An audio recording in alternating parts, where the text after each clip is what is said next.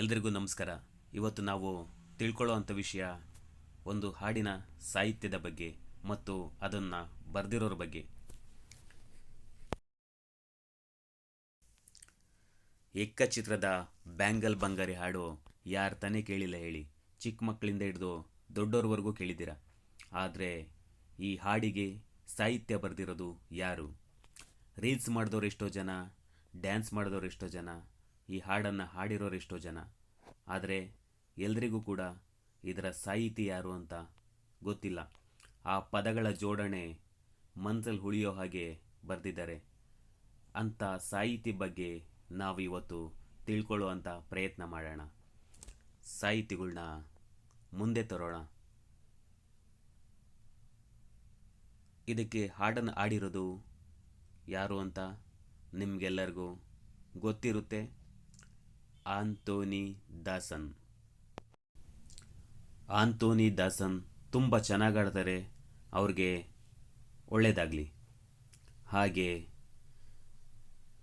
ಇದರ music director ಯಾರು ಅಂದರೆ ಚರಣ್ ರಾಜ್, ಅದು ಎಲ್ರಿಗೂ ಗೊತ್ತು. ಇದರ ನಾಯಕ ನಟ ಯಾರು ಅಂದರೆ ಯುವರಾಜ್ ಕುಮಾರ್, ಅದು ಕೂಡ ಎಲ್ರಿಗೂ ಗೊತ್ತು. ಆದರೆ ಇದಕ್ಕೆ ಸಾಹಿತ್ಯ ಬರೆದಿರೋದು ಯಾರು? ಅದು ತುಂಬ ಜನಕ್ಕೆ ಗೊತ್ತೇ ಇಲ್ಲ. ಯಾಕಂದರೆ ನಾವು ಸಾಹಿತಿಗಳ ಬಗ್ಗೆ ತಲೆ ಕೆಡಿಸ್ಕೊಳ್ಳೋಕೆ ಹೋಗಲ್ಲ. ಹಾಡು ಕೇಳಬೇಕು, ಕೇಳ್ತೀವಿ. ಹಾಡು ನೋಡಬೇಕು, ನೋಡ್ತೀವಿ. ಧ್ವನಿ ಕಿವಿಗೆ ಬೀಳುತ್ತೆ, ಹಾಡಿನ ದೃಶ್ಯ ಕಣ್ಣಿಗೆ ಬೀಳುತ್ತೆ. ಆದರೆ ಆ ಪದಗಳ ಜೋಡಣೆ ಮಾಡಿರುವಂಥ ವ್ಯಕ್ತಿ ನಮ್ಮ ಮನಸ್ಸಿಗೆ ಬೀಳಬೇಕು.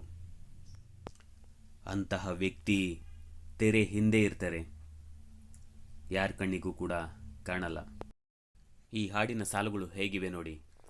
ಕಂಗ್ರ್ಯಾಚುಲೇಷನ್ ಜಾನು, ಈ ರಾಜಂಗ್ ನೀನೆ ಕ್ವೀನು, ಮುದ್ದಾದ ಲೇಡಿ ಡಾನು, ಇಡೀ ಏರಿಯಾ ಬ್ಯೂಟಿ ನೀನು, ದೇವರೇ ಏನಲೇ ಇವಳು ಚಂದಿರನ ಕೊನೆ ಮಗಳೇ, ದೇವರೇ ಹೇಳಲೇ ಇವಳು ಇಂದಿರನ ಊರಿನವಳೇ. ಬ್ಯಾಂಗಲ್ ಬಂಗಾರಿ ಬ್ಯಾಂಗಲ್ ಬಂಗಾರಿ ಬ್ಯಾಂಗಲ್ ಬಂಗಾರಿ ಬ್ಯಾಂಗಲ್ ಬಂಗಾರಿ ಚಾಕ್ಲೇಟ್. ಎಲ್ಲರ ಮನಸ್ಸಲ್ಲಿ ಉಳಿಯುವಂಥ ಈ ಅದ್ಭುತವಾದ ಸಾಲುಗಳನ್ನ ಬರೆದಿರೋಂಥ ಆ ಸಾಹಿತಿ ಯಾರು ಅಂತ ತಿಳ್ಕೊಳ್ಳೋಣ. ಅವ್ರನ್ನ ಜಾಸ್ತಿ ಹೊತ್ತು ಕಾಯಿಸೋದು ಬೇಡ, ಖಂಡಿತ ಅವ್ರ ಬಗ್ಗೆ ಹೇಳ್ತೀನಿ.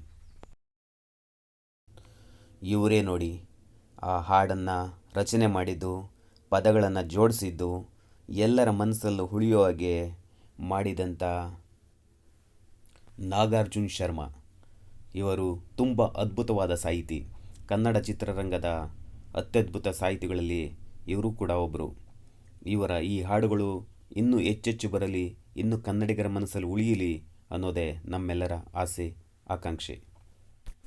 ಇಂಥ ಹಾಡನ್ನು ಕೊಟ್ಟಿರೋ ಈ ನಾಗಾರ್ಜುನ ಶರ್ಮಾ ಅವರಿಗೆ ಏನಾದರೂ ತಿಳಿಸ್ಬೇಕು ಅಂದರೆ ಕಮೆಂಟ್ ಬಾಕ್ಸಲ್ಲಿ ಖಂಡಿತ ತಿಳಿಸಿ. ಮತ್ತು ಹೆಚ್ಚಿನ ವಿಡಿಯೋಗಳಿಗಾಗಿ ಈ ನಮ್ಮ ಚಾನಲ್ನ ನೋಡ್ತಾ ಇರಿ. ಧನ್ಯವಾದಗಳು. ಎಲ್ರಿಗೂ ಕೂಡ ಒಳ್ಳೆಯದಾಗಲಿ.